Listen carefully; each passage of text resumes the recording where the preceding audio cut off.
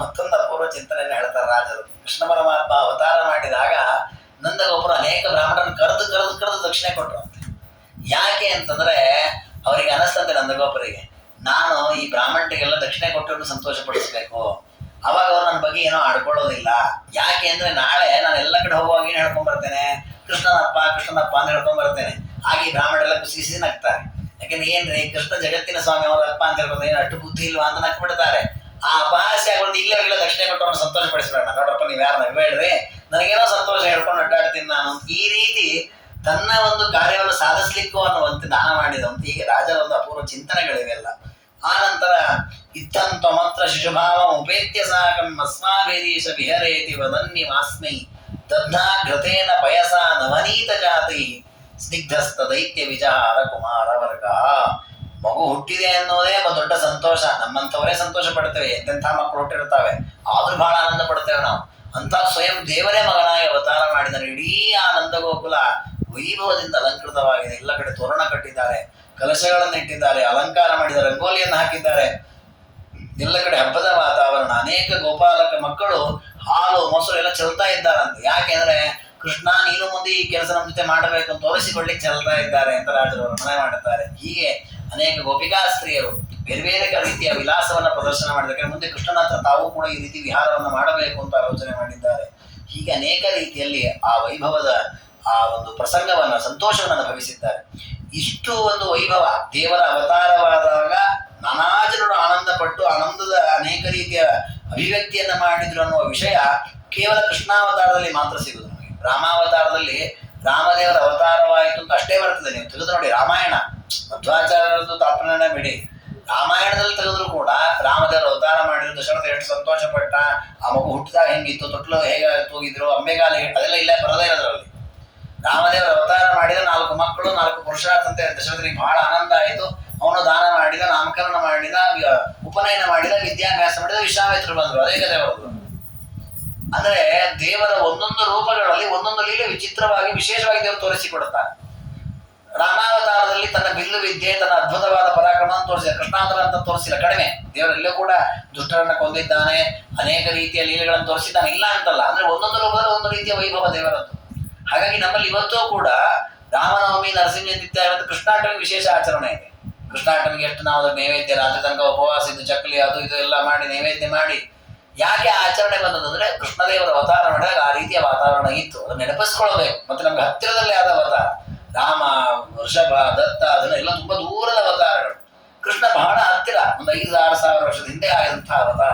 ಆ ಕಾರಣಕ್ಕೆ ನಮ್ಮಲ್ಲಿ ಬಂದಿರಂತೂ ಆ ರೀತಿಯ ವಾತಾವರಣ ಹಾಗೆ ಇತ್ತು. ಮ್ಲಾನಂ ವಿಧತ್ತೇನ ಮುಖಂ ಜನಾನಾಂ ಛಾಯಾಶ್ರಿತಾನಾಮಪಿ ದಿಗ್ಮಭಾನು ಕ್ರೂರೋಪಿ ಮತ್ಯ ಸ್ವಗಲತ್ರ ಸಾಂದ್ರ ಸಂಬಂಧ ಭಾಜಾಂ ನೈತಾಪದಾಯಿ. ಆ ಪ್ರಸಂಗದಲ್ಲಿ ಕೃಷ್ಣ ಪರಮಾತ್ಮ ತಾನು ಅವತಾರ ಮಾಡಿರೋದ್ರಿಂದ ನೋಡಿ ದೇವತೆಗಳಿಗೂ ಸಂತೋಷವಾಗಿದೆ, ಸೂರ್ಯ ಚಂದ್ರಾದಿಗಳಿಗೂ ಸಂತೋಷವಾಗಿದೆ. ಸೂರ್ಯ ತಾನು ಒಳ್ಳೆ ಪ್ರಖರವಾದ ಬಿಸಿಲನ್ನ ಹೊರಗೆ ಹಾಕ್ತಾನೆ. ಆದ್ರೆ ಆ ಪ್ರಸಂಗದಲ್ಲಿ ಸೂರ್ಯ ಸ್ವಲ್ಪ ತಂಪಾಗಿದ್ದಂತೆ, ಬಿಸಿಲು ಹೆಚ್ಚು ಕೊಡ್ಲಿಲ್ಲಂತೆ. ಯಾಕೆಂದ್ರೆ ಕೃಷ್ಣದೇವರ ಅವತಾರ ಮಾಡಿದ್ದಾನೆ ಅಂತ ಹೇಳಿ ಕ್ರೂರೋಪಿ ಮರ್ತ್ಯ ಸ್ವಕಲತ್ರ ಸಾಂದ್ರ ಸಂಬಂಧವಾದಾಂ ನಹಿತ ಅಪದಾಯಿ. ಒಂದೊಳ್ಳೆ ಚಿಂತನೆಯನ್ನು ಹೇಳ್ತಾರೆ ರಾಜರು. ಏನಂದ್ರೆ ಮನುಷ್ಯ ಕ್ರೂರನಾಗಿದ್ರು ಕೂಡ ತನ್ನ ಸಂಬಂಧಿಕರಿಗೆ ಕ್ರೂರ ಆಗಿರೋದಿಲ್ಲ ಅಂತ. ಅಂದ್ರೆ ಬೇರೆಯವರಿಗೂ ಕ್ರೂರನಾಗಿರ್ತಾನ, ಸಿಟ್ಟು ಮಾಡ್ತಾನೆ, ಹೊಡಿತಾನೆ, ಬಡಿತಾನೆ, ಎಲ್ಲ ತನ್ನವರಿಗೆ ಆಗಬೇಕಾದ್ರೆ ಸರಳವಾಗಿ ವ್ಯವಹಾರ ಮಾಡುತ್ತಾನೆ. ಹಾಗೆ ಸೂರ್ಯ ದಿಗ್ಮಭಾನು, ಭಾರಿ ಬಿಸಿಯಾದ ಕಿರಣ ಕೊಡ್ತಾನೆ. ಆದರೆ ಕೃಷ್ಣ ತನ್ನ ಸ್ವಾಮಿ ಅವನ ಅವತಾರ ಮಾಡಿದ್ದಾನಲ್ಲ, ಅದಕ್ಕೆ ಸ್ವಲ್ಪ ತಂಪಾದ, ಅಂದ್ರೆ ಹೆಚ್ಚು ಬಿಸಿಯಾಗದೇ ಇದ್ದಂತೆ ವಾತಾವರಣವನ್ನು ಉಂಟು ಮಾಡಿದ್ದ. ಹೀಗೆ ಕೃಷ್ಣ ಪರಮಾತ್ಮನ ಅವತಾರದ ವೈಭವವನ್ನು ಎಲ್ಲರೂ ಅನುಭವಿಸಿದ್ದಾರೆ. ಅದಾದ ಮೇಲೆ ಕೃಷ್ಣ ಪರಮಾತ್ಮನಿಗೆ ಜಾತಕರ್ಮ ಅಂತ ಒಂದು ಸಂಸ್ಕಾರವನ್ನ ಮಾಡಿದ್ದಾರೆ ಅವರ ತಂದೆ. ಈ ಮಗು ಹುಟ್ಟಿದ ಮೊದಲನೇ ದಿವಸವೇ ಮಾಡುವ ಸಂಸ್ಕಾರವನ್ನ ಜಾತಕರ್ಮ ಅಂತ ಕರೀತಾರೆ. ಇವತ್ತೆಲ್ಲ ಮಾಡ್ಲಿಕ್ಕೆ ಆಗಲ್ಲ ಅದನ್ನೆಲ್ಲ. ಅಂದ್ರೆ ಅದು ಈ ನಾಭಿಚ್ಛೇದ ಅಂತ ಮಾಡ್ತಾರೆ. ನಾಭಿನ ಆಳವನ್ನು ಛೇದ ಮಾಡುವಂತ, ಆ ಛೇದ ಮಾಡುವ ಮೊದಲೇ ಒಂದು ಸಂಸ್ಕಾರ ಇದೆ, ಅಂದ್ರೆ ಜಾತಕರ್ಮ ಸಂಸ್ಕಾರ ಅಂತ ಹೇಳುತ್ತಾರೆ. ಈಗ ಅದು ಎಲ್ಲ ಡಾಕ್ಟರ್ ಹಾಸ್ಪಿಟಲ್ ಮಗು ಹುಟ್ಟೋದಾದ್ರೆ ಅದನ್ನೆಲ್ಲ ಮಾಡ್ಲಿಕ್ಕೆ ಆಗಲ್ಲ. ಅದಕ್ಕೆ ಏನ್ ಮಾಡ್ತಾರೆ ಅಂದ್ರೆ ನಾಮಕರಣ ದಿವಸವೇ ಅದೆಲ್ಲ ಸೇರಿಸಿ ಮಾಡ್ತಾರೆ. ಜಾತಕರ್ಮ ಮತ್ತೆ ಆ ನಾಮಕರಣ ಎಲ್ಲ ಒಟ್ಟು ಸೇರಿಸಿ ಮಾಡ್ತಾರೆ. ಆ ಒಂದು ಸಂಸ್ಕಾರವನ್ನು ಮಾಡಿದಂತೆ ಅಜನ್ಮಾನಸ್ತಸ್ಯ ಹಿ ಜಾತಕರ್ಮ ವಿಧಾಯ ವಿಪ್ರ ವಿಧಧುರ್ ವಿಧಿಜ್ಞ. ಜ್ಞಾನಿಗಳಾದ ಬ್ರಾಹ್ಮಣರು ಆ ನಂದಗೋಪನ ಮೂಲಕ ಜಾತಕರ್ಮ ಅನ್ನುವ ಸಂಸ್ಕಾರವನ್ನ ಕೃಷ್ಣ ಪರಮಾತ್ಮನಿಗೆ ಮಾಡಿಸಿದ್ದಾರೆ. ಅಂದ್ರೆ ಇದು ಸೂಚನೆ ಏನು ಅಂತಂದ್ರೆ ಮಕ್ಕಳಿಗೆ ಸಂಸ್ಕಾರವನ್ನು ನಾವು ಕೊಡಬೇಕು. ಶಾಸ್ತ್ರಗಳನ್ನ ಹೇಳುತ್ತೆ, ಸಂಸ್ಕಾರೋ ಬಲವಾನ್ ಯತಃ. ನಾವು ಅವರಾಗಿ ತಿದ್ಕೊಳ್ಳಿ ಅವರಾಗಿ ಮಾಡ್ಲಿ ಅಂತ ಹೇಳೋದೇನಿದೆ ಸತ್ಯವೇ, ಅದು ಅವರವರಿಗೆ ಸ್ವಂತಕ್ಕೆ ಬೇಕು. ಆದ್ರೆ ನಾವು ಎಷ್ಟು ಸಂಸ್ಕಾರ ಕೊಡ್ತೇವೆ ಅಷ್ಟು ಚೆನ್ನಾಗಿ ಬೆಳೀತಾರೆ. ನಾವು ಸಂಸ್ಕಾರವನ್ನು ಸರಿಯಾಗಿ ಕೊಡ್ಲಿಲ್ಲ ಅಂದ್ರೆ ನಾವು ಅವರಿಂದ ಏನೂ ನಿರೀಕ್ಷೆ ಮಾಡ್ಲಿಕ್ಕೆ ಬರಲ್ಲ. ಹಾಗಾಗಿ ಸಂಸ್ಕಾರವನ್ನು ಚೆನ್ನಾಗಿ ಕೊಡಬೇಕು ಅನ್ನೋದಕ್ಕೋಸ್ಕರ ಆ ರೀತಿ, ಅದರಲ್ಲಿಯೂ ಎರಡು ರೀತಿಯ ಸಂಸ್ಕಾರ ಇದೆ. ಒಂದು ಮಾನಸಿಕವಾಗಿ ಕೊಡುವ ಸಂಸ್ಕಾರ, ಅಂದ್ರೆ ಒಳ್ಳೆಯ ವಿಷಯ, ಒಳ್ಳೆಯ ತತ್ವೋಪದೇಶಗಳನ್ನು ಕೊಡೋದು, ಹೇಗೆ ಬದುಕಬೇಕು, ಯಾವುದು ನಮ್ಮ ಧರ್ಮ, ಯಾವುದು ಆಚರಣೆ ಮಾಡಬೇಕು ಇತ್ಯಾದಿಯಾಗಿ ತಿಳಿಸಿಕೊಡುವಂಥ. ಇನ್ನೊಂದು ದೇಹಕ್ಕೆ ಕೊಡುವ ಸಂಸ್ಕಾರ. ಈ ಎರಡೂ ಸಂಸ್ಕಾರಗಳು ಅವಶ್ಯಕವಾದ. ಈಗ ದೇಹಕ್ಕೆ ಕೊಡುವ ಸಂಸ್ಕಾರ ಅಂದ್ರೆ ಹುಟ್ಟಿದ ಆರಭ್ಯದಿಂದ ಷೋಡಶ ಸಂಸ್ಕಾರಗಳು ಅಂತಿದೆ, ಆ ಸಂಸ್ಕಾರಗಳು. ಎರಡನೇದು ತಪ್ತ ಮುದ್ರಾಧಾರಣೆ, ಗೋಪಿಚಂದನ, ಊರ್ಧ್ವಪುಂಡ್ರ, ಪಂಚಮುದ್ರೆ, ಈ ಸಂಸ್ಕಾರಗಳು ಬೇಕು. ಮತ್ತೆ ದೇವರ ಹೆಸರನ್ನ ಇಡೋದು. ನಾವು ಹುಟ್ಟುವ ಮಕ್ಕಳಿಗೆ ರಾಮ, ಕೃಷ್ಣ, ನರಸಿಂಹ ಇಂಥ ಹೆಸರುಗಳನ್ನ ಇಡಬೇಕು. ಈಗ ಹೆಂಡಿಗೆ ತಯಾರಿಲ್ಲ ಮಕ್ಕಳಿಗೆ ಹೆಸರು, ಅವರೇ ಒಂದು ಹೆಸರು ಇಟ್ಕೊಂಡ್ ಬಂದ್ಬಿಟ್ಟಿರ್ತಾರೆ. ಆಚಾರ್ಯ ಇದಕ್ಕೊಂದು ಅರ್ಥ ಹೇಳಿ ಅಂತ ಕೇಳ್ತಾರೆ. ಆ ಹೆಸರು ಇಟ್ಟಿದೀವಿ ಈಗ ಒಂದು, ಅದಕ್ಕೊಂದು ಅರ್ಥ ಹೇಳಿ. ಯಾಕೆಂದ್ರೆ ಅವರು ಆ ಅಕ್ಷರ ಈ ಅಕ್ಷರ ಅಂತ ಏನ್ ಬೇಕು ಒಂದು 4 ಅಕ್ಷರ ಸೇರಿಸಿ ಒಂದು ಹೊಸ ಹೆಸರು ಮಾಡಿಬಿಟ್ಟಿರ್ತಾರೆ. ಅದ್ ನಿಮ್ಗೆ ಯಾವ ಕೋಶದಲ್ಲೂ ಸಿಗಲ್ಲ ಅಂತ ಒಂದು ಹೆಸರು ರೆಡಿ ಮಾಡ್ಕೊಂಡ್ ಬಂದು ಇದಕ್ಕೊಂದು ಅರ್ಥ ಕೊಡಿ ಅಂತ ಕೇಳ್ತಾರೆ. ಈ ರೀತಿಯಲ್ಲಿ ಹೆಸರಿಡಬಾರ್ದು. ಯಾಕೆ ನೋಡಿ, ನಾವು ಹೆಸರಿಡೋದು ಏನಿದೆ ಅದೊಂದು ಸಂಸ್ಕಾರ. ಮಕ್ಕಳಿಗೆ ಹೆಸರಿಡುವಾಗಲೇ ನಾವು ಏನೇನೋ ವಿಚಿತ್ರ ಹೆಸರಿಟ್ರೆ ಆ ಹೆಸರನ್ನು ಕರೆದು ಕರೆದು ಕರೆದು ಆ ಮಗುವಿನಲ್ಲಿ ವಿಚಿತ್ರವಾದ ಭಾವನೆಯೇ ಬರುತ್ತೆ. ಮಗುವಿಗೆ ನಾವು ರಾಮ ಕೃಷ್ಣ ಅನ್ನೋ ಹೆಸರಿಟ್ಟಿದ್ರೆ ನೀವು ಕರೆದಾಗೆಲ್ಲ ಒಂದೊಂದು ಬಾರಿ ರಾಮನ ಸ್ಮರಣೆ ಆಗ್ತಾ ಅವನಿಗೂ ಆ ರಾಮನ ಚಿಂತೆ ಬರಲಿಕ್ಕೆ ಅವಕಾಶವಾಗುತ್ತೆ. ಅದಕ್ಕೆ ಶಾಸ್ತ್ರಗಳು ಅದನ್ನು ಒಂದು ಸಂಸ್ಕಾರ ಅಂತ ಪರಿಗಣನೆ ಮಾಡಿ. ಹಾಗೆ ಹೆಸರನ್ನಿಡೋದಿರ್ಬೋದು, ದೇಹಕ್ಕೆ ಮಾಡುವ ಸಂಸ್ಕಾರಗಳಿರ್ಬೋದು, ಇನ್ನು ಮಾನಸಿಕವಾಗಿ ಕೊಡುವ ಒಳ್ಳೊಳ್ಳೆ ವಿಷಯಗಳ ಬೋಧನೆ. ಈ ಸಂಸ್ಕಾರಗಳನ್ನು ನಾವು ಎಷ್ಟೆಷ್ಟು ಮಕ್ಕಳಿಗೆ ಕೊಡ್ತೇವೋ ಅಷ್ಟಷ್ಟು ಆ ಮಕ್ಕಳು ಈ ದೇಶದ ಸುಭಿಕ್ಷೆಗೆ ಕಾರಣರಾಗ್ತಾರೆ, ನಮ್ಮ ವಂಶದ ಅಭಿವೃದ್ಧಿಗೆ ಕಾರಣರಾಗ್ತಾರೆ. ಆ ಕಾರಣಕ್ಕೆ ನಮ್ಮ ಪ್ರಾಚೀನರು ಸಂಸ್ಕಾರಕ್ಕೆ ತುಂಬಾ ಮಹತ್ವವನ್ನು ಕೊಟ್ಟಿದ್ದಾರೆ. ಎಷ್ಟು ಮಹತ್ವ ಕೊಟ್ಟಿದ್ದಾರೆ ಅಂದ್ರೆ, ಸಂಸ್ಕಾರವಾಗದೇ ಇದ್ದವನನ್ನ ಜಾತಿಯವನ ಅಂತಾನೆ ಹೇಳಬಾರದು ಅಂತ. ಯಾರಿಗೆ ಉಪನಯನವಾಗಿಲ್ಲ ಅವನು ಬ್ರಾಹ್ಮಣನೇ ಇಲ್ಲ, ವ್ರಾತ್ಯ ಅಂತ ಹೇಳುತ್ತೆ ಉಪನಿಷತ್ತು. ಹಾಗಾಗಿ ಅಷ್ಟು ಮಹತ್ವ ಇರೋದನ್ನ ತಿಳಿಸಿಕೊಡ್ಲಿಕ್ಕೆ ನಂದಗೋಪರು ಕೂಡ ಕೃಷ್ಣನಿಗೆ ಜಾತಕರ್ಮ ಅನ್ನುವ ಸಂಸ್ಕಾರವನ್ನ ಮಾಡಿದ್ದಾರೆ. ಅದಾದ ಮೇಲೆ ತಾಯಿಯ ಎದೆಹಾಲನ್ನು ಕುಡಿಸ್ಲಿಕ್ಕೆ ಒಂದು ಸಂಸ್ಕಾರ ಇದೆ, ಆ ರೀತಿ ಎದೆಹಾಲನ್ನು ಕುಡಿಸಿದ್ದಾರೆ. ಬಹೂನಿ ಪುಣ್ಯಾನಿ ಸನಂದ ಪತ್ನಿಯ ಹೃದಿಸ್ಥಿರೀಕರ್ತು ಮುರೋಜ ದುಗ್ಧಂ. ಅಲ್ಲ, ಕೃಷ್ಣ ಸಾಕ್ಷಾತ್ ನಾರಾಯಣ, ಅವನು ಯಶೋಧಾದೇವಿ ಎದೆ ಹಾಲು ಕುಡಿದವನಿಗೆ ಬೆಳಿಬೇಕಾದ್ರೆ ಅವನ ಹಾಲು ಕುಡಿಲಿಕ್ಕೆ ಯಶೋಧಾದೇವಿ ತೊಡೆ ಇರಲಿಲ್ಲಂತೆ. ಯಶೋಧಾದೇವಿಗೆ ಅನರ್ಘ್ಯ ಪುಣ್ಯ ಕೊಡಬೇಕು ಅಂತ ಹಾಲನ್ನು ಕೊಡುತ್ತೆ. ಅವಳಿಗೆ ಆ ಹಾಲನ್ನ ಅವಳು ನನಗೆ ದಾನ ಮಾಡುತ್ತಾಳೆ. ಒಂದೊಂದು ಹನಿ ಹಾಲನ್ನು ಕೊಟ್ಟಾಗ ದೇವರಿಗೆ ಅನಂತ ಪುಣ್ಯ ಬರ್ತಾ ಹೋಗುತ್ತೆ. ಹಾಗಾಗಿ ಅಷ್ಟು ಪುಣ್ಯಗಳನ್ನ ಯಶೋಧಾದೇವಿ ಕೊಡ್ಲಿಕ್ಕೋಸ್ಕರ ಪರಮಾತ್ಮ ಹಾಲನ್ನು ಸ್ವೀಕಾರ ಮಾಡಿದ್ದಾನೆ. ಅದಾದ ಮೇಲೆ ಪರಮಾತ್ಮ ಹುಟ್ಟಿ ಒಂದು 5-6 ದಿನ ಆಗಿದೆ. ಅಷ್ಟಾಗುವಾಗ ಕಂಸನಿಗೆ ಗೊತ್ತಾಯ್ತು. ಅಂದ್ರೆ ಅವತ್ತೇ ಗೊತ್ತಾಯ್ತು, ದುರ್ಗಾದೇವಿ ಹೇಳಿದ್ದಾಳೆ ನಿನ್ನನ್ನು ಕೊಲ್ಲುವ ಮಗು ಹುಟ್ಟಿದೆ ಬೆಳೀತಾ ಇದೆ ಅಂತ. ಅವನಿಗೆ ಚಿಂತೆ ಆಯ್ತು, ಏನ್ ಮಾಡ್ಬೇಕೀಗ, ಕೃಷ್ಣನನ್ನ ಕೊಲ್ಲಬೇಕೀಗ. ಯಾಕಂದ್ರೆ ಕೃಷ್ಣ ಅಂತ ಅವನಿಗೆ ಗೊತ್ತಿಲ್ಲ, ಒಟ್ಟು ದೇವಕಿಯ 8ನೇ ಮಗು ಹುಟ್ಟಿದೆ ಇಲ್ಲ ಬೆಳೀತಾ ಇದೆ ಅಂತ ಅಷ್ಟು ಸುದ್ದಿ ಬಂದಿದೆ ನನಗೀಗ. ಯಾಕಂದ್ರೆ ಆ ಮಗು ಕೈ ತಪ್ಪಿ ಹೋಗ್ಬಿಡ್ತು, ಹೆಣ್ಣು ಮಗು. ಅದನ್ನು ಕೊಲ್ಲೋ ಪ್ರಯತ್ನ ಮಾಡ್ತಾರೆ, ಕೊಲ್ಲಿಕ್ಕೆ ಆಗಲ್ಲ. ಅದೊಂದು ಸೂಚನೆಯನ್ನು ಕೊಡುತ್ತೆ. ದುರ್ಗಾದೇವಿ ನೋಡ್ಲಿಕ್ಕೂ ಆಗಲ್ಲ ಕಂಸನಿಗೆ, ಸೂಚನೆಯನ್ನು ಮಾತ್ರ ಹೇಳ್ತಾರೆ ದುರ್ಗಾದೇವಿ, ನಿನ್ನನ್ನು ಕೊಲ್ಲೋ ಮಗು ಬೆಳೀತಾ ಇದೆ. ಏನ್ ಮಾಡೋದು ವಿಚಾರ ಮಾಡ್ತಾರೆ ಕಂಸ. ತನ್ನ ಎಲ್ಲ ಮಿತ್ರರನ್ನ ಕರೀತಾನೆ, ತನ್ನ ಆತ್ಮೀಯ ಹಿತೈಷಿಗಳು. ಯಾರೆಲ್ಲ ಆತ್ಮೀಯ ಹಿತೈಷಿಗಳು ಅಂದ್ರೆ ಎಲ್ಲ ಪಾಪಿಗಳೇ, ಎಲ್ಲ ದೈತ್ಯರೇ, ಒಳ್ಳೆಯವರು ಒಬ್ರು ಇರಲಿಲ್ಲ, ಎಲ್ಲ ಪಾಪಿಗಳು. ಅವ್ರನ್ನೇ ಕರೆದು ಕುಡಿಸ್ಕೊತಾನೆ. ಕುಡಿಸ್ಕೊಂಡು ಕೇಳ್ತಾನೆ, ಈಗ ನಾವು ಕೃಷ್ಣನ ಕೊಡ್ಲಿಕ್ಕೆ ಏನ್ ಮಾಡಬಹುದು ಅಂತ ವಿಚಾರ ಮಾಡ್ತಾರೆ. ನೋಡಿ, ಎಂತ ಅವ್ರಿಗೂ ಕೆಲವೊಂದು ಬುದ್ಧಿವಂತಿಕೆ ಇರುತ್ತೆ. ದುಷ್ಟರಾದರೂ ಮೂರ್ಖರಲ್ಲ ಅವರು. ಅವ್ನು ಪ್ಲಾನ್ ಮಾಡಿದಂತೆ ಕಂಸ ಏನು ಅಂದ್ರೆ, ಈಗ ಕೃಷ್ಣ ನಮ್ಮ ಕೈ ತಪ್ಪಿ ಹೋಗಿದ್ದಾನೆ ನಿಜ, ಆದ್ರೆ ಕೊಲ್ಲಿಕ್ಕೆ ಶ್ರಮ ಪಡಬೇಕಾಗಿಲ್ಲ ಅಂತ. ಯಾಕೆ ಅಂದ್ರೆ ನೋಡಿ, ಇವತ್ತು ಕೃಷ್ಣ ಇಂಥ ದಿವಸ ಹುಟ್ಟಿದಾನೆ, ಅಷ್ಟಮಿ ದಿವಸ ಹುಟ್ಟಿದಾನೆ ನಮಗೆ ಗೊತ್ತಾಗಿದೆ. ಹಾಗಾಗಿ ಅಷ್ಟಮಿ ದಿವಸ ಹುಟ್ಟಿದ ಮಕ್ಕಳನ್ನೆಲ್ಲ ಕೊಂದುಬಿಟ್ರೆ ಕೃಷ್ಣ ಸತ್ಯ ಬಿಡ್ತಾನ. ಅಂದ್ರೆ ನಾವು ಇಲ್ಲಿ ಬೇರೆ ಏನ್ ಮಾಡೋದು ಬೇಡ, ಅಷ್ಟಮಿ ದಿವಸ ಯಾವ್ಯಾವ ಮಕ್ಕಳು ಹುಟ್ಟಿದೆ ಅಂತ ಹುಡುಕ್ರೆ ಊರಿಗೆ ಹೋಗೋದು, ಇದು ಅಷ್ಟಮಿ ಹುಟ್ಟಿದ ಮಗು ಯಾವ್ಯಾವ್ದು ಅಂತ ಕೇಳೋದಲ್ಲಿ ಆ ಮಕ್ಕಳನ್ನೆಲ್ಲ ಕೊಂದು ಬಿಡೋದು. ಅಲ್ಲಿಗೆ ಅದರಲ್ಲೇ ಒಂದು ಕೃಷ್ಣ ಇರ್ತಾನೆ, ಅವನು ಸತ್ತೋಗಿ ಬಿಡ್ತಾನೆ. ಈಗ ಪ್ಲಾನ್ ಮಾಡಿದ ಪಾಪ ಅವನು ತಾನು ಭಾರಿ ಬುದ್ಧಿವಂತ ಅನ್ಕೊಂಡ್ಬಿಟ್ಟಿದ್ದಾನೆ. ಆದ್ರೆ ದೇವರ ಇಚ್ಛೆ ಮುಂದೆ ಯಾರು ನಡೀಲಿಕ್ಕೆ ಸಾಧ್ಯ ಇಲ್ಲ. ಆಗ ಈ ಕೆಲಸವನ್ನು ಯಾರು ಮಾಡ್ತೇನೆ ಅಂತ ಕೇಳಿದ ಕಂಸ. ಆಗ ಪೂತನಿ ಹೇಳಿದಂತೆ, ನಾನ್ ಮಾಡ್ತೇನೆ ಅಂತ ಹೇಳಿದಂತೆ. ಯಾಕಂದ್ರೆ ಪೂತನಿ ಕಂಸನ ತಾಯಿ ಇದ್ದಾಗ, ಅವಳು ಕಂಸನನ್ನ ಸಾಕಿ ಬೆಳೆಸಿದವಳು, ಅವಳು ಧಾತ್ರಿ ಅಂತ ಅವಳ ಹೆಸರು. ಅವಳು ನಾನು ಆ ಕೆಲಸವನ್ನು ಮಾಡುತ್ತೇನೆ ಅಂತ ಅವಳು ಹೊರಟ್ಲು. ಅವಳು ಬೇರೆ ಬೇರೆ ಕಡೆಗೆ ಹೋದ್ಲು. ಆದ್ರೆ ಅವಳು ಹೋಗುವಾಗ, ದಾರಿಯಲ್ಲಿ ಹೋಗುವಾಗ ಎಲ್ಲೆಲ್ಲಿ ಅಷ್ಟಮಿ ದಿವಸ ಹುಟ್ಟಿದ ಮಕ್ಕಳು ಕಾಣ್ತಾರೆ ಆ ಮಕ್ಕಳಿಗೆಲ್ಲ ಹಾಲು ಕುಡಿಸೋದು, ವಿಷ ತುಂಬಿದ ಎದೆಯಿಂದ ಹಾಲು ಕುಡಿಸೋದು, ಮಕ್ಕಳನ್ನು ಕೊಲ್ಲೋದು ಮುಂದೆ. ಈಗ ಅದರಲ್ಲೇ ಒಬ್ಬ ಕೃಷ್ಣ ಆಗಿರ್ತಾನೆ ಸಾಯಿಲಿ ಅಂತ ಅಷ್ಟು ಪಾಪ ವಿಚಾರ ಮಾಡ್ಕೊಂಡು ಹೋಗ್ತಾ ಇದ್ದಾಳೆ. ಹಾಗೆ ಹೋಗ್ತಾ ಹೋಗ್ತಾ ಹೋಗ್ತಾ ಕೃಷ್ಣ ಇರುವಂತಹ ಮನೆಗೆ ಬಂದು ಪರಿಸ್ಫುರನ್ನೋಪುರ ಕಂಕಣೋಜ್ವಲ ಲಸನ್ನಿತಂಬಾರ್ಪಿತ ರತ್ನ ಮೇಖಲ. ದೊಡ್ಡ ರಾಕ್ಷಸಿ ಅವಳು, ಅದನ್ನ ನೋಡ್ಲಿಕ್ಕೆ ಮಾತ್ರ ಊರ್ವಶಿ ಅಂತ ಇದ್ದಾಳಂತ. ಭಾರಿ ಸುಂದರವಾದಂತಹ ಬಳೆಗಳನ್ನ, ಒಳ್ಳೆ ಆಭರಣಗಳನ್ನ, ಗೆಜ್ಜೆ, ಒಳ್ಳೆ ಸುಂದರವಾದ ಸೀರೆ ಎಲ್ಲ ಉಟ್ಕೊಂಡು ಭಾರಿ ಶೋಭಿಸ್ತಾ ಇದ್ದದೆ. ತದೋರ್ವಶಿ ವಾಸ್ತಿ ವಿಲೋಲಗೊಂಡ. ನೋಡಿ ರಾಜದ ಎಷ್ಟು ಚಮತ್ಕಾರ ಅಂದ್ರೆ, ಊರ್ವಶಿಯಂತೆ ಕಾಣ್ತಾಳೆ ಅಂತ ವರ್ಣನೆ ಮಾಡ್ತಾರೆ. ಕಾಣ್ತಾಳೆ ಮಾತ್ರ ಅವಳು, ಊರ್ವಶಿಯೇ ಅವಳು. ಯಾಕೆಂದ್ರೆ ಆ ದೇಹದಲ್ಲಿ ಊರ್ವಶಿಯು ಇರ್ತಾಳೆ. ಅಂದ್ರೆ ಊರ್ವಶಿ ಎನ್ನುವ ಅಪ್ಸರೆ ತಪಸ್ಸು ಮಾಡಿರ್ತಾಳೆ. ಕೃಷ್ಣನಿಗೆ ನಾನು ಹಾಲು ಕೊಡಿಸ್ಬೇಕು ಅಂತ ಅವಳ ತಪಸ್ಸು. ಇನ್ನು ಅದೇ ದೇಹದಲ್ಲಿ ತಾಟಕ ಇರ್ತಾಳೆ, ರಾಕ್ಷಸಿ. ಅವಳು ಕೃಷ್ಣನಿಗೆ ವಿಷ ಕೊಡಿಸ್ಬೇಕು ಅಂತ ಅವಳ ಇಚ್ಛೆ. ಹಾಗಾಗಿ ಊರ್ವಶಿಯು ಒಳಗಿದ್ದಾಳೆ ಅನ್ನೋದನ್ನ ನಮಗೆ ತಿಳಿಸ್ಬೇಕು ರಾಜರು. ಅದಕ್ಕೆ ಏನ್ ಮಾಡ್ಬಿಟ್ರು, ಊರ್ವಶಿಯ ಪ್ರವೇಶ ಇತ್ತು ಅದೆಲ್ಲ ಹೇಳಿಲ್ಲ. ಊರ್ವಶಿ ವಾಸ್ತಿ, ಊರ್ವಶಿಯಂತೆ ಶೋಭಿಸಿದ್ಲು. ಅಂದ್ರೆ ಊರ್ವಶಿಯೇ ಇದ್ದಾಳೆ ಒಂದು ರೂಪದಿಂದ. ಹಾಗೆ ಅಷ್ಟು ಸುಂದರವಾಗಿ ಶೋಭಿಸ್ತಾ ಇದ್ದಾಳೆ. ಅವಳು ಹೋದ್ಲು, ಕೃಷ್ಣನ ತೊಡೆ ಮೇಲೆ ಮಲಗಿಸ್ಕೊಂಡು ಹಾಲನ್ನು ಕೊಡಿಸ್ಲಿಕ್ಕೆ ಶುರು ಮಾಡಿ. ವಿಷಂಬಹಿಷ್ಟಂ ಪ್ರಮದಾಂತರಂಗೆ ಸುಪೂರಯನ ಸ್ತನೋಗ ವರ್ತಮಾನೇವ. ಪರಮಾತ್ಮ ಅವಳ ಎದೆ ಹಾಲನ್ನು ಕುಡಿಲಿಕ್ಕೆ ಶುರು ಮಾಡಿದ. ದೇವರ ವಿಚಾರ ಮಾಡಿದ, ಇಲ್ಲಿ ಇಬ್ಬರು ಜೀವರಿದ್ದಾರೆ. ಒಬ್ಬರಿಗೆ ಹಾಲು ಕುಡಿಬೇಕು ಅಂತ ಕೊಡಿಸ್ಬೇಕು ಅಂತ ಆಸೆ ಇದೆ, ಒಬ್ಬರಿಗೆ ವಿಷ ಕೊಡಿಸ್ಬೇಕು ಅಂತ ಆಸೆ ಇದೆ. ಅದಕ್ಕೆ ತಕ್ಕ ಫಲವನ್ನು ಕೊಡೋದು ನನ್ನ ಕೆಲಸ ಅಂತ. ಅವಳು ಹಾಲು ಕೊಡಿಸಿದ್ಲು, ಹಾಲು ಸ್ವೀಕಾರ ಮಾಡಿದ ಊರ್ವಶಿದು. ಇವಳ ವಿಷವನ್ನ ಕೊಡಿಸಿದ್ಲು, ಆ ವಿಷವನ್ನು ಅವಳೊಳಗೆ ಪ್ರವೇಶ ಮಾಡಿಸಿದ್ಲು. ಅಂದ್ರೆ ನಾವು ಏನು ದೇವರಿಗೆ ಕೊಡ್ತೇವೆ, ತಿರುಗಿ ದೇವರು ನಮಗೆ ಅದನ್ನೇ ಕೊಡ್ತಾನೆ. ನಾವು ದೇವರ ಹತ್ರ ಅತ್ಯಂತ ಭಕ್ತಿಯಿಂದ ಹೂ ಹಣ್ಣು ಅದೆಲ್ಲ ಹೋಗಿ ಕೊಟ್ರೆ ನಮಗೂ ಹೂ ಹಣ್ಣೆಲ್ಲ ಅನರ್ಘ್ಯವಾಗಿ ಸಿಗುವಂತೆ ಮಾಡ್ತಾನೆ. ನಾವು ದೇವರಿಗೆ ಹೋಗಿ ವಿಷವನ್ನ ಕೊಟ್ರೆ ನಮಗೂ ವಿಷ ಸಿಗುವಂತೆ ಮಾಡ್ತಾನೆ. ಹಾಗೆ ವಿಷ ಸಿಗೋದ್ರ ಅರ್ಥ ಏನು, ದೇಹ ತ್ಯಾಗ ಆಗಬೇಕು, ಸಾಯಬೇಕು, ಅಂದ್ರೆ ಕೆಳಗೆ ಬೀಳುವುದು, ಅಂದಂತ ಬಸೋದು ಬೇಕು. ಅದೇ ಶಿಕ್ಷೆಯನ್ನು ಆ ತಾಟಕ್ಕೆ ಕೊಟ್ಟಿದ್ದಾನೆ. ಯಾಕೆ ಅವಳ ಸಂಕಲ್ಪ ಏನಿತ್ತು, ಕೃಷ್ಣನಿಗೆ ವಿಷ ಕೊಡಬೇಕು ಅಂತ. ಅದಕ್ಕೆ ತಕ್ಕ ಶಿಕ್ಷೆಯನ್ನು ಪರಮಾತ್ಮ ಕೊಡ್ತಾ ಇದ್ದಾನೆ. ಪರಮಾತ್ಮ ಅವಳಲ್ಲಿ ವಿಷವನ್ನ ಬಿಟ್ಟ, ಅಂದ್ರೆ ಅವಳ ವಿಷವನ್ನು ಪೂರ್ಣ ಅವಳ ದೇಹಕ್ಕೆ ಹೋಗುವಂತೆ ಮಾಡಿದ. ಇಡೀ ದೇಹ ವಿಷಕಾರಿ ಸತ್ತು ಕೆಳಗೆ ಬಿದ್ದಿದ್ದಾಳೆ. ಮರಿಷ್ಯತೋ ಭೋಜಪದೇರ್ನ ಜನ್ಮ ತಮಶ್ರಮಾರ್ಹಸ್ಯ ಭವಿಷ್ಯತೀಹ ಇತೀವ ಧಾತ್ರೀಮವಧೀತ್ ಸತಸ್ಯ ವ್ರತೀಂದ್ರ ವೃಂದಾರ್ಚಿತ ಪಾದ ಪೀಠ. ಇನ್ನು ಕೆಲವೇ ದಿನಗಳಲ್ಲಿ ದುಷ್ಟನಾಗಿರತಕ್ಕ ಕಂಸ ಸಾಯ್ಲಿಕ್ಕಿದ್ದಾನೆ.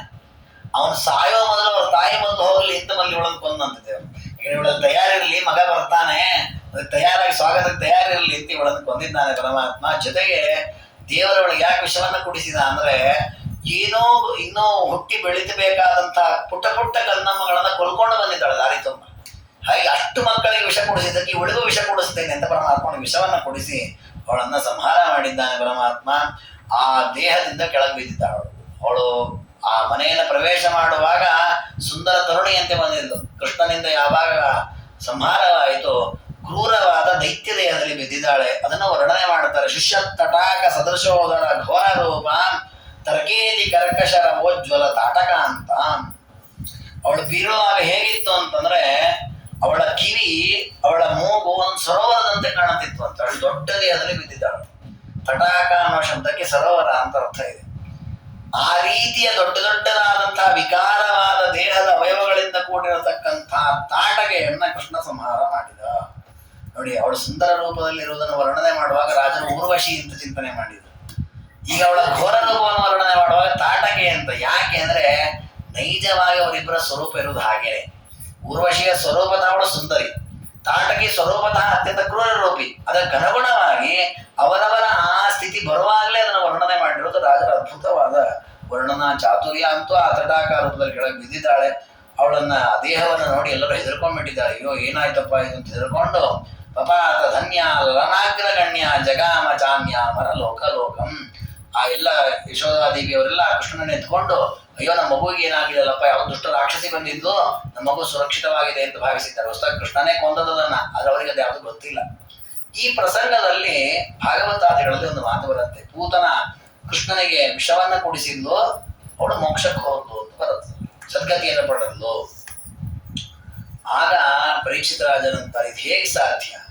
ಕೃಷ್ಣನನ್ನ ಪೀಡಿಸಬೇಕು, ಹಿಂಸಿಸಬೇಕು, ವಿಷ ಕೊಡಿಸ್ಬೇಕು ಅಂತ ಬಂದವಳು ಅವಳಿಗೆ ಹೇಗೆ ಮೋಕ್ಷ ಆಯಿತು ಅಂತ. ಅದಕ್ಕೆ ಅಲ್ಲಿ ಶುಕಾಚಾರ ಅಂತಾರೆ, ದ್ವೇಷ ಮಾಡಿದವರಿಗೂ ದೇವರು ಮೋಕ್ಷ ಕೊಡ್ತಾನೆ ಅಂತ ಬಿಡ್ತಾರೆ. ಇದನ್ನೇ ಇಟ್ಕೊಂಡು ಅನೇಕರು ತಮ್ಮ ಮತಗಳಲ್ಲಿ, ತಮ್ಮ ಗ್ರಂಥಗಳಲ್ಲಿ ಏನ್ ಬರೆದ್ರು ಅಂದ್ರೆ, ದೇವರಲ್ಲಿ ಭಕ್ತಿ ಮಾಡಿದ್ರೆ ಮೋಕ್ಷ ಆಗತ್ತೆ, ದೇವರನ್ನ ದ್ವೇಷ ಮಾಡಿದ್ರೂ ಮೋಕ್ಷ ಆಗತ್ತೆ ಅಂತ ಹೊರಟ್ಬಿಟ್ಟು. ಆದ್ರೆ ಇದು ಸರಿಯಲ್ಲ. ದೇವರನ್ನ ದ್ವೇಷ ಮಾಡಿದ್ರೆ ಎಂದೂ ಮೋಕ್ಷ ಆಗಲ್ಲ. ದ್ವೇಷ ಮಾಡಿದವರು ಕೆಳಗೆ ಬೇಡ, ಭಕ್ತಿ ಮಾಡಿದವರಿಗೆ ಮಾತ್ರ ಮೋಕ್ಷ. ಮತ್ತೆ ಹಾಗಾದ್ರೆ ಪೂತನಿಗೆ ಆಯ್ತಲ್ಲ, ಅದಕ್ಕೆ ಮಧ್ವಾಚಾರ್ಯ ಉತ್ತರವನ್ನು ಕೊಟ್ಟರು. ಅದನ್ನೇ ರಾಜರು ಉಲ್ಲೇಖ ಮಾಡುತ್ತಾರೆ. ಮುಕುಂದ ವಿದ್ವೇಷ ವಿಷಾನುಷಂಗ ವಿಯೋಜಿತಾಂಗಿ ಕಿಲ ಪೂತನೈಕ. ಪರಮಾತ್ಮನಲ್ಲಿ ಉತ್ಕಟವಾದ ದ್ವೇಷದಿಂದ ಪರಮಾತ್ಮನಿಗೆ ವಿಷ ಕುಡಿಸಬೇಕು ಅಂತ ಯಾವ ದುಷ್ಟ ಸ್ತ್ರೀ ಬಂದಿಲ್ಲ ತಾಟಕಿ, ಅವಳು ಒಬ್ಬಳು ಆ ದೇಹದಲ್ಲಿದ್ದವಳು. ಅವಳೊಬ್ಬಳೇ ಇರಲಿಲ್ಲ. ಪಪಾತ ಧನ್ಯ ಲಲನಾಗ್ರಗಣ್ಯ, ದೇವರಿಗೆ ಹಾಲನ್ನು ಉಣಿಸಬೇಕು, ದೇವರ ಸೇವೆ ಮಾಡಬೇಕು ಅಂತ ಬಂದವಳು ಇನ್ನೊಬ್ಬ ಸ್ತ್ರೀ, ಅವಳು ಊರ್ವಶಿ ಅಪ್ಸರಿ. ಹಾಗಾಗಿ ಆ ದೇಹದಲ್ಲಿ ಎರಡು ಜೀವಗಳಿತ್ತು. ಕೆಟ್ಟ ಕೆಲಸ ಮಾಡಿ ವಿಷ ಕುಡಿಸಿ ಅನ್ಯಾಯ ಮಾಡಿ ಅಧರ್ಮ ಮಾಡಿದ ಜೀವ ಬೇರೆ, ಭಕ್ತಿಯಿಂದ ದೇವರಿಗೆ ಹಾಲನ್ನು ಸಮರ್ಪಣೆ ಮಾಡಿ ನೈವೇದ್ಯ ಆಯಿತು ಅಂತ ಭಾವಿಸಿದ ಸ್ತ್ರೀ ಬೇರೆ. ಆ ಭಾವನೆ ಇಟ್ಟಂತಹ ಸ್ತ್ರೀ ಆ ಜೀವಕ್ಕೆ ಪರಮಾತ್ಮ ಸದ್ಗತಿ ಕೊಟ್ಟ. ಈ ರೀತಿ ದ್ವೇಷ ಮಾಡಿರತಕ್ಕಂತಹ ಜೀವಕ್ಕೆ ಅನ್ನ ತಮಸ್ಸನ್ನ ಕೊಟ್ಟ. ಹಾಗಾಗಿ ದ್ವೇಷ ಮಾಡಿದವರಿಗೆ ಸದ್ಗತಿ ಆಗೋದಿಲ್ಲ.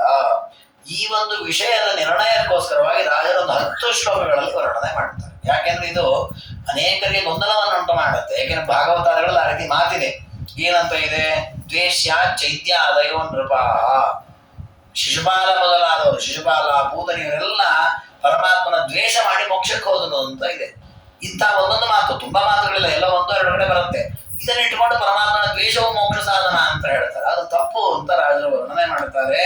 ಪತಂತ್ಯಧೋನಾದೃತ ಕೃಷ್ಣಪಾದಾಹ ನಚೇದ್ ಯಮಸ್ಯಾಲಯ ಮೇಷ್ಯಸಿತ್ವಂ ಸನೈರತಂ ಧಾಮ ಜಗಾಮ ದೈತ್ಯ ಇತೀರಿತ ದುರ್ಗತಿರೇವ ತೇಷಾಂ. ಯಾರು ಪರಮಾತ್ಮನ ಪಾದ ಕಮಲಗಳನ್ನ ಆಧರಿಸೋದಿಲ್ಲ, ಭಕ್ತಿ ಮಾಡೋದಿಲ್ಲ, ಸೇವೆ ಮಾಡೋದಿಲ್ಲ, ಅವರು ಅವಶ್ಯವಾಗಿ ಅನ್ನಂತಮಸ್ಸಲ್ಲೇ ಬೀಳ್ತಾರೆ. ಅವ್ರಿಗೆಂದೂ ಕೂಡ ಸದ್ಗತಿ ಆಗೋದಿಲ್ಲ. ಇದು ನಾವು ಹೇಳ್ತಾ ಇರೋದಲ್ಲ, ಶಾಸ್ತ್ರವೇ ಇದನ್ನು ಹೇಳಿದೆ. ಎಲ್ಲಿದೆ ಅಂದ್ರೆ ಭಗವದ್ಗೀತೆಯಲ್ಲಿ ಕೃಷ್ಣ ಪರಮಾತ್ಮ ಈ ಮಾತನ್ನು ಹೇಳಿದ್ದಾನೆ. ತನ್ನನ್ನು ಯಾರು ದ್ವೇಷ ಮಾಡ್ತಾರೋ ಅವರನ್ನು ನಾನು ಕೆಳಗೆ ಹಾಕ್ತೇನೆ ಅಂತ ಹೇಳಿದ್ದಾನೆ. ತಾನಹಂ ದ್ವಿಷವಃ ಕ್ರೂರಾನ್ ಸಂಸಾರೇಶು ನರಾಧಮ. ಈ ಸಂಸಾರದಲ್ಲಿರುವ ಜೀವಿಗಳಲ್ಲಿ ಯಾರು ನನ್ನನ್ನು ದ್ವೇಷ ಮಾಡ್ತಾರೋ ಅವರೆಲ್ಲ ನರಾಧಮರು, ಅತ್ಯಂತ ಕೆಟ್ಟ ಜನರು. ಅವ್ರು ನಾನೇನ್ ಮಾಡ್ತೇನೆ? ಕ್ಷಿಪಾಂ ಯಜಸ್ರಮ ಶುಭಾನ್ ಆಸುರೀಶ್ವೇವ ಯೋನಿಷ್. ಅವ್ರು ಮಾಡಿದ ಆ ಕೆಟ್ಟ ಕರ್ಮಕ್ಕೆ ಅನುಗುಣವಾಗಿ ಅವರನ್ನು ನಾನು ಕೆಟ್ಟ ಅಸುರ ಜನ್ಮದಲ್ಲಿ ಹುಟ್ಟುವಂತೆ ಮಾಡುತ್ತೇನೆ. ಅಲ್ಲ, ಅಷ್ಟು ಮಾಡ್ಬಿಟ್ರೆ ಮುಗಿದೋಯ್ತು, ಮತ್ತವ್ರು ಸರಿಯಾಗಿ ಮೇಲೆ ಬಂದ್ಬಿಡ್ಬೋದಾ? ಇಲ್ಲ, ಅಲ್ಲಿಯೂ ಕೂಡ ಆಸುರೀಂ ಯೋನಿಮಾಪನ್ನ ಮೂಢ ಜನ್ಮನಿ ಜನ್ಮನಿ ಮಾಂ ಅಪ್ರಾಪ್ಯೈವ ಕೌಂತೆಯ. ದೇವರು ಹೇಳ್ತಾನೆ, ಅಂತಹ ಜನ್ಮದಲ್ಲಿಯೂ ಮತ್ತಷ್ಟು ನನ್ನ ದ್ವೇಷವನ್ನ ಮಾಡುತ್ತಾರೆ. ಅದರ ಫಲವಾಗಿ ಎಂದೆಂದೂ ನನ್ನ ಹತ್ತಿರ ಬಾರದೆ ಅಧಮಾನ್ ಗತಿ, ಕೆಳಗೋಗಿ ಬೀಳುತ್ತೆ. ನೋಡಿ, ಕೃಷ್ಣದೇವರದೇ ಮಾತಿದೆ, ಯಾರು ಬೇರೆ ಯಾರು ಬರೆದಲ್ಲ. ಭಗವದ್ಗೀತೆಯಲ್ಲಿ ಸ್ವಯಂ ಕೃಷ್ಣದೇವರೇ ಹೇಳ್ತಾನೆ, ತನ್ನನ್ನು ಯಾರು ದ್ವೇಷ ಮಾಡ್ತಾರೋ ಅವ್ರು ಎಂದೂ ನನ್ನ ಹತ್ರ ಬರ್ಲಿಕ್ಕೆ ಆಗೋದೇ ಇಲ್ಲ ಅಂತ. ಭಾಗವತ ಹೇಳುತ್ತೆ, ದ್ವೇಷ ಮಾಡಿರತಕ್ಕ ಶಿಶುಪಾಲ ಪೂತನಿ ಕೃಷ್ಣನ ಹತ್ರಕ್ಕೆ ಹೋದರು ಅಂತ. ನೋಡಿ, ಎರಡೂ ದೇವರ ಮಾತು ವಿರೋಧ ಬಂತು. ಮಧ್ವಾಚಾರ್ಯ ಪರಿಹಾರ ಕೊಟ್ಟು, ಶಿಶುಪಾಲ ಪೂತನಿಯಲ್ಲಿ ಒಂದು ಜೀವ ಇರುವುದಲ್ಲ, ಅಲ್ಲಿ ಎರಡು ಜೀವಗಳಿದೆ. ದ್ವೇಷ ಮಾಡಿದ ಜೀವನಿಗೆ ಎಂದೂ ಸದ್ಗತಿ ಆಗಿಲ್ಲ. ಕೃಷ್ಣ ಗೀತೆಯಲ್ಲಿ ಹೇಳಿದವರು ಕೆಳಗೇ ಬಿದ್ದಿದ್ದಾರೆ. ಅದೇ ದೇಹದಲ್ಲಿ ಜಯ ಇದ್ದಾನೆ, ಅದೇ ಪೂತನ ದೇಹದಲ್ಲಿ ಉರ್ವಶಿ ಇದ್ದಾಳೆ. ಅವರು ಭಕ್ತಿ ಮಾಡಿದ್ದಾರೆ, ಅವರಿಗೆ ಪರಮಾತ್ಮ ಸದ್ಗತಿಯನ್ನು ಕೊಟ್ಟಿದ್ದಾನೆ. ಇದನ್ನ ಯಾಕೆ ನಾವು ಈಗ ಒಪ್ಪಲೇಬೇಕು ಅಂದ್ರೆ, ರಾಜರು ಒಂದು ಒಳ್ಳೆ ಯುಕ್ತಿಯನ್ನು ಹೇಳುತ್ತಾರೆ. ಒಂದು ವೇಳೆ ದ್ವೇಷ ಮಾಡಿಯೂ ಮೋಕ್ಷ ಆಗುವುದು ಅಂತಾದ್ರೆ ಶುಕಾಚಾರ್ಯರು ಮತ್ತೆ ಪರೀಕ್ಷಿತ ರಾಜ ಇವರೆಲ್ಲ ಕೂತ್ ಭಾಗವತ ಶ್ರವಣ ಮಾಡೋದಿಲ್ಲ. ಯಾಕೆ ಮಾಡಬೇಕು? ಪರೀಕ್ಷಿತ ರಾಜ ಶುಕಾಚಾರ್ಯ ಹೋದು ದೇವರ ಪಾಪಿ ಅಂತ ದ್ವೇಷ ಮಾಡ್ತಾ ಕೂತ್ಬಿಟ್ರೆ ಆಯ್ತಲ್ಲ. ಈಗ ಭಾಗವತ 7 ದಿವಸ ಕೂತ್ ಮಾಡೋದೇನೋ ಕೃಷ್ಣನ್ ದ್ವೇಷ ಮಾಡ್ತೀವ? ಇಲ್ಲ, ಕೃಷ್ಣನ ಸರ್ವೋತ್ತಮ ಸ್ವಾಮಿ, ಅವನೆಲ್ಲ ನಾವು ಸ್ವತಂತ್ರ, ನಾವು ದಾಸರು.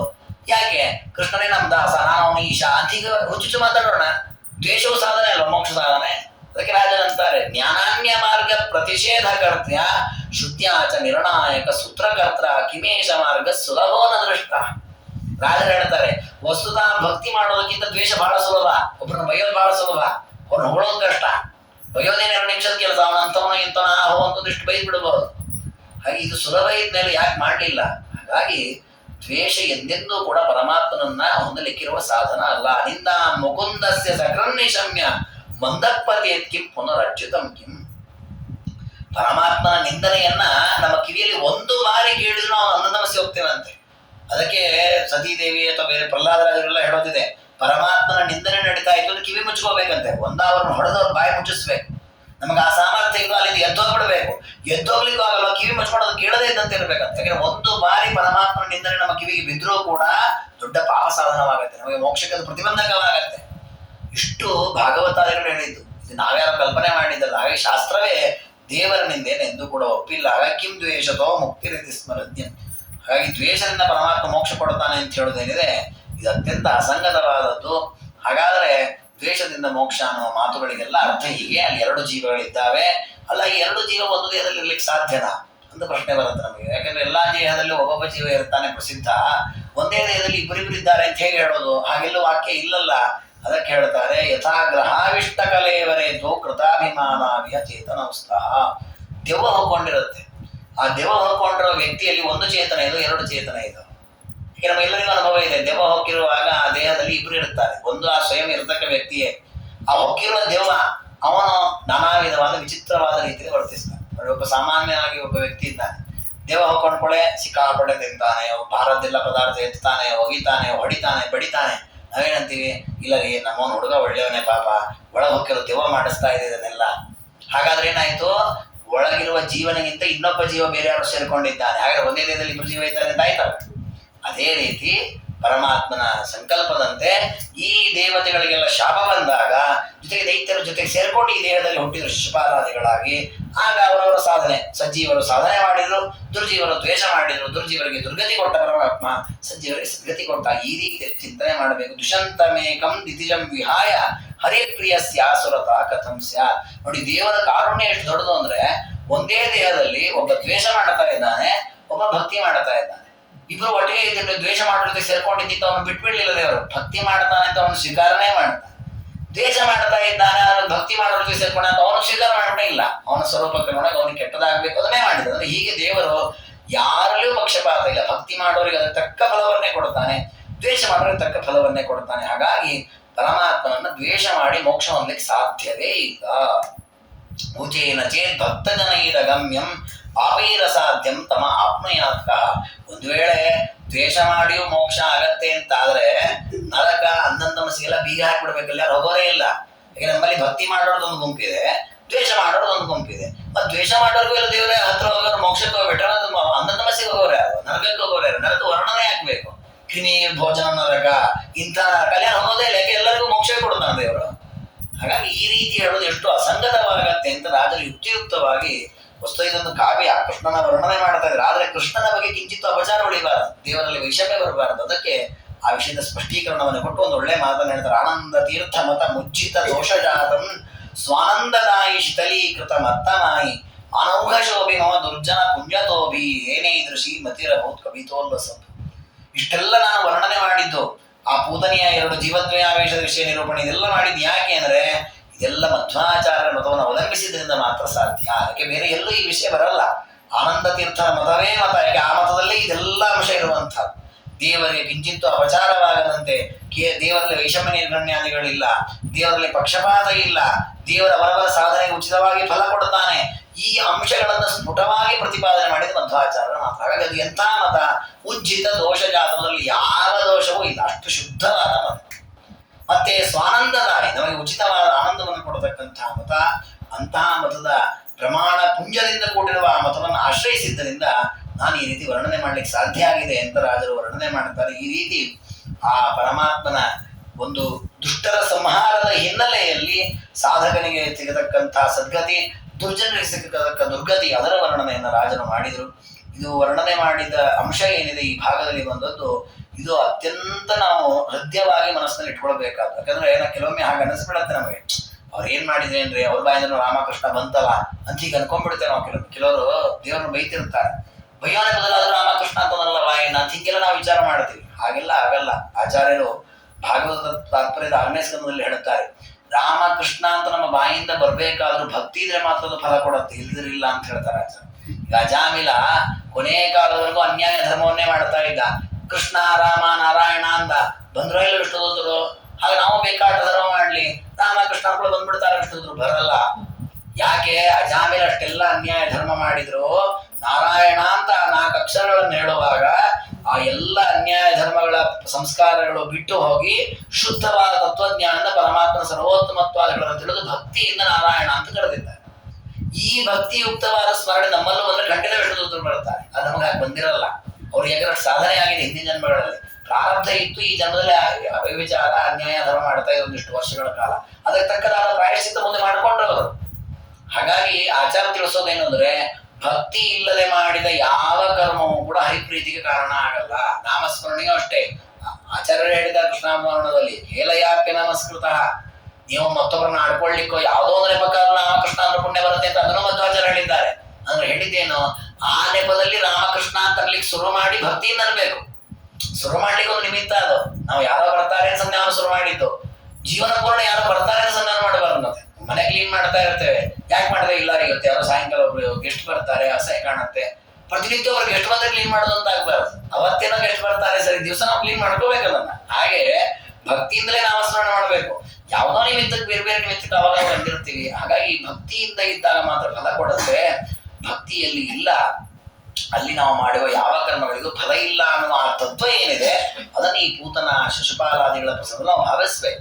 ಅವರೆಲ್ಲ ದ್ವೇಷ ಮಾಡಿದ್ರೆ ಅವ್ರಿಗೆ ಹೆಂಗ ಪರಮಾತ್ಮ ಮೋಕ್ಷ ಕೊಡ್ತಾನೆ? ಅದರಲ್ಲಿ 2 ಜೀವಗಳಿತ್ತು, ಸಜ್ಜೀವರಿಗೆ ಸದ್ಗತಿ, ದುರ್ಜೀವರಿಗೆ ದುರ್ಗತಿಯನ್ನು ಕೊಟ್ಟ ಅಂತ ತತ್ವಜ್ಞಾನವಾಗುವಂತೆ ಮಾಡಿದ್ದಾರೆ. ಅದಾದ ನಂತರ ಶುಭೋತ್ಥಾನಿಕ ಕರ್ಮ ಕರ್ತು ಏಷನಂದ ಪುರುಷೋತ್ತಮಸ್ಯ ಗೃಹಾತ್ ಬಹಿರ್ದೈತ್ಯ ಚಮೋಂ ಜಿಗಾಂಸು ರಮಂ ಸ್ವಾಚರಣ ಅನುರೂಪಂ. ಅದಾದರೆ ಕೃಷ್ಣ ಪರಮಾತ್ಮನನ್ನ ಒಂದು ದಿವಸ ತಮ್ಮ ಬಂಡಿಯಲ್ಲೆಲ್ಲ ಕೂಡಿಸಿಕೊಂಡು ಹೊರಗೆ ಕರ್ಕೊಂಡು ಹೊರಟಿದ್ದಾರೆ.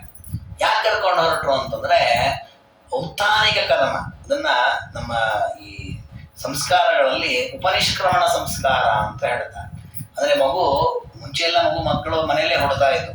ಹುಟ್ಟಿದ ಮೇಲೆ ಜಾತಕರ್ಮ ಅಂತ ಮಾಡ್ತಾರೆ, ಅದು ಹುಟ್ಟಿದ ದಿವಸ ಮಾಡ್ತಾರೆ. ಆಮೇಲೆ 15ನೇ ದಿವಸ ನಾಮಕರಣ ಅಂತ ಮಾಡ್ತಾರೆ. ಅದಾದ ಮೇಲೆ ಒಂದು 2-3 ತಿಂಗಳು ಬಾಣಂತನ ಅಂತೆಲ್ಲ ನಡೀತಾ ಇರುತ್ತೆ. 3 ತಿಂಗಳ ಆದ ಮಗುವನ್ನ ದೇವಸ್ಥಾನಕ್ಕೆ ಕರ್ಕೊಂಡು ಹೋಗ್ತಾರೆ. ಅದೀಗ ಮೊದಲ ಬಾರಿ ಮಗುವಿಗೆ ಸೂರ್ಯನ ದರ್ಶನ.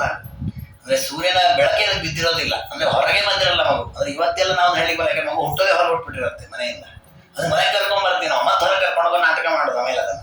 ಅದು ಮುಂಚೆ ಆಗಿರಲಿಲ್ಲ. ಹಾಗೆ ಉಪನಿಷ್ಕ್ರಮಣ, ಒಂದು ಬಾರಿ ಮಗುನ ಹೊರಗೆ ಕರ್ಕೊಂಡು ಹೋಗಿ ಬರೋದು ಅನ್ನೋ ಒಂದು ಸಂಸ್ಕಾರ. ಹಾಗೆ ಆ ಕೃಷ್ಣನ ಹೊರಗೆ ಕರ್ಕೊಂಡು ಹೋಗಿ ಬರಬೇಕು ಅಂತ ಹೇಳಿ ಒಂದು ಬಂಡಿಲಿ ಎಲ್ಲರೂ ಕುತ್ಕೊಂಡು ಹೊರಡ್ತಾರೆ. ಆಗ ಹೋಗುವಾಗ ಆ ಬಂಡಿಯೊಳಗೆ ಒಬ್ಬ ರಾಕ್ಷಸ ಬಂದು ಕುತ್ಕೊಂಡ್ಬಿಟ್ಟಿರ್ತಾನೆ, ಶಕಟಾಸುರ ಅಂತ. ಯದಾಸುರ ಸಂಚಯ ಮರ್ಚಯಂತಿ ಸುತಂ ನ ಸಸ್ಮಾರ ಮುದಾಯ ಶೋಧ ತದೈವ ಮಾಯಿ ಶಕಟಾಸುರಸ್ತಂ ನಿಹಂತು ಕಾಮೋಭಿಸಸಾರ ಶೂರ. ಕೃಷ್ಣ ಪರಮಾತ್ಮ ಅವನನ್ನ ಆ ಬಂಡಿಯಲ್ಲಿ ಮಲಗಿಸಿದ್ದಾರೆ. ಪಾಪ ಯಶೋಧಾದೇವಿ ಏನೋ ಕೆಲಸ ಇದೆ ಅಂತ ಆಚೆ ಹೋಗಿದ್ದಾಳೆ, ಮಗನ ಕಡೆ ಗಮನ ಇಲ್ಲ. ಇದನ್ನೇ ನೋಡಿದ ಅವನು ಶಕಟಾಸುರ, ಇದೇ ಒಳ್ಳೆಯ ಸಮಯ, ಕೃಷ್ಣನ ಹಿಡ್ಕೊಂಡು ಅವನು ಪೀಡಿಸ್ಲಿಕ್ಕೆ ಒಳ್ಳೆಯ ಸಮಯ ಅಂತ ಆ ಬಂಡಿ ಒಳಗೆ ಹೋದ. ಕೃಷ್ಣ ನೋಡಿದಂತೆ, ಓಹೋ ಶಕಟಾಸುರ ಬಂದಿದ್ದಾನೆ, ಸರಿ ಇವನಿಗೊಂದು ವ್ಯವಸ್ಥೆ ಮಾಡೋಣ ಅಂತ ಹೇಳಿ ಅನೇನ ಕಂಸಸ್ಸಹನೇಷ್ಯದೀತಿ ಭಿಯೇವ ಪೂರ್ವಂ ಶಕಟಂ ಮುರಾರಿ ಬಭಂಜ ಪಾದೇನ ಸುಕೋಮಲೇನ. ತನ್ನ ಪುಟ್ಟವಾದ ಕೋಮಲವಾದ 3 ತಿಂಗಳ ಮಗು, ಪಾಪ ಅದು ಸಣ್ಣ ಮಗುವಾಗಿದ್ದಾನೆ ಕೃಷ್ಣ. ಆತನ ಪುಟ್ಟ ಪಾದದ ಬೆರಳುಗಳನ್ನ ಸ್ಪರ್ಶ ಮಾಡಿದಂತೆ ಆ ಬಂಡಿಗೆ, ಆ ಶಕಟಕ್ಕೆ. ಅದು ತಾಗಿದ್ದೇ ತಡ, ದೊಡ್ಡ ರಥ ಮೇಲಕ್ಕೆ ಹಾರಿ ಹೋಗಿ ಅದು ಕೈ ಕಾಲೆಲ್ಲ ಪಡ್ಕೊಂಡು ಸತ್ತು ಕೆಳಗೆ ಬಿದ್ದಿದ್ದಾನೆ ಆ ಶಕಟಾಸುರ. ದೇವರು ಯಾಕೆ ಈ ಶಕಟಾಸುರನನ್ನು ಕೊಂದ ಅಂದ್ರೆ ಅದಕ್ಕೆ ರಾಜರು ಹೇಳ್ತಾರೆ, ಈ ದುಷ್ಟನಾದಂತಹ ಕಂಸನನ್ನು ಮುಂದೆ ಕೊಲ್ತೀನಿ ನಾನು. ಅವನು ತನ್ನ ಸಂಪತ್ತನ್ನೆಲ್ಲ ತಗೊಂಡು ಹೋಗ್ಬೇಕಲ್ಲ, ದುಷ್ಟತನದ ಪಾಪದ ಸಂಪತ್ತು ತಗೊಂಡೋಗ್ಲಿಕ್ಕೆ ಒಂದು ಬಂಡಿ ಬೇಕಲ್ಲ. ಅದಕ್ಕೆ ಈ ಶಕಟಾಸುರ ಮೊದಲು ಕಳಿಸಿ ರೆಡಿ ಇಟ್ಟಿರೋಣ, ಆ ಬಂಡಿಯಲ್ಲಿ ಅವನನ್ನ ಕೂಡಿಸಿ ಕಂಸನನ್ನ ಅವನ್ನೆಲ್ಲ ಪಾಪ ತುಂಬಿಕೊಂಡು ಹೋಗ್ಲಿಕ್ಕೆ ಅನುಕೂಲವಾಗಲಿ ಅಂತ ಹೇಳಿ ಶಕಟಾಸುರನ್ನ ಮೊದಲು ಪರಮಾತ್ಮ ಸಂಹಾರ ಮಾಡಿದ್ದಂತೆ. ಹೀಗೆ ಶಕಟಾಸುರ ಭಂಜನ ಅಂತ ಅವತ್ತಿಂದ ಕೃಷ್ಣನನ್ನು ಕರೆದಿದ್ದಾರೆ. ಆ ರೀತಿಯಲ್ಲಿ ದುಷ್ಟನಾದಂಥವನನ್ನ ಪರಮಾತ್ಮ ಸಂಹಾರ ಮಾಡಿದ್ದಾರೆ. ಆಚಾರ್ಯ ಹೇಳ್ತಾರೆ, ದೇವರ ಹತ್ರ ಹೋಗಿ ಮೋಸ ಮಾಡಿದ್ರು ಬದುಕಲಿಕ್ಕೆ ಸಾಧ್ಯನಾ? ಭಕ್ತಿಯಿಂದ ಹೋದ್ರೆ ದೇವರು ಎಂಥವ್ರನ್ನು ಕಾಪಾಡ್ತಾನೆ. ದೇವರ ಹತ್ರನೇ ಮಾಯಾರೋಪ ತಗೊಂಡೇನೋ ಆಟಾಡ್ಲಿಕ್ಕೆ ಹೋದ, ಕಥಮ್ನು ಸಹ ಜೀವಿತ ಮುತ್ಸಯೇತಂತ ಪರಮಾತ್ಮನ ಹತ್ತಿರ ಹೋಗಿ ಮೋಸ ಮಾಡಿದ್ದಕ್ಕೆ ಜೀವನವೇ ಇಲ್ಲದಂತೆ ಪರಮಾತ್ಮನನ್ನು ಸಂಹಾರ ಮಾಡಿದ್ದಾನೆ. ಹೀಗೆ ದೇವರು ಶಕಟಾಸುರನ ಸಂಹಾರ ಮಾಡಿದ. ಆಗಲೂ ಕೂಡ ಇವರೆಲ್ಲ ಯಶೋಧಾದೇವಿಯರೆಲ್ಲ ಬಂದು, ಅಯ್ಯೋ ನಮ್ಮ ಕೃಷ್ಣನಿಗೆ ಏನಾರು ಆಯ್ತು ಅನ್ನೋ ವಿಚಾರ ಮಾಡಿ ಗೋವಿನ ಪುಚ್ಛದಿಂದೆಲ್ಲ ಸವರಿ ಯಾವ ಅನಿಷ್ಟ ಬಾಧೆ ಆಗದೆ ಇರಲಿ ಅಂತ ವಿಚಾರ ಮಾಡಿದ್ರು. ಜಗತ್ತಿಗೆ ಅನಿಷ್ಟ ಕಳೆಯುವನು ಪರಮಾತ್ಮ, ಅದು ಅವರಿಗೆ ತಮ್ಮ ಮಗು ಅನ್ನೋ ಒಂದು ಅಭಿಮಾನ. ಈ ರೀತಿ ಕೃಷ್ಣ ಪರಮಾತ್ಮ ದುಷ್ಟರ ಸಂಹಾರವನ್ನ ಮಾಡ್ತಾ ಸಜ್ಜನರನ್ನ ಸಂತೋಷಗಳಿಸ್ತಾ ಲೀಲೆಗಳನ್ನು ತೋರಿಸ್ತಾ ಇದ್ದಾನೆ ಅಂತ ಹೇಳಿ 2ನೇ ಸರ್ಗವನ್ನು ಮುಗಿಸ್ತಾರೆ. ಮುಂದೆ 3ನೇ ಸರ್ಗದಲ್ಲಿ ಪರಮಾತ್ಮನ ಇನ್ನಷ್ಟು ಲೀಲೆಗಳು, ವಿಶೇಷವಾಗಿ ಬಾಲ್ಯದಲ್ಲಿ ನಡೆದ ಲೀಲೆಗಳು, ತೃಣಾವರ್ತಾದಿಗಳ ಸಂಹಾರವನ್ನು ವರ್ಣನೆ ಮಾಡುತ್ತಾರೆ.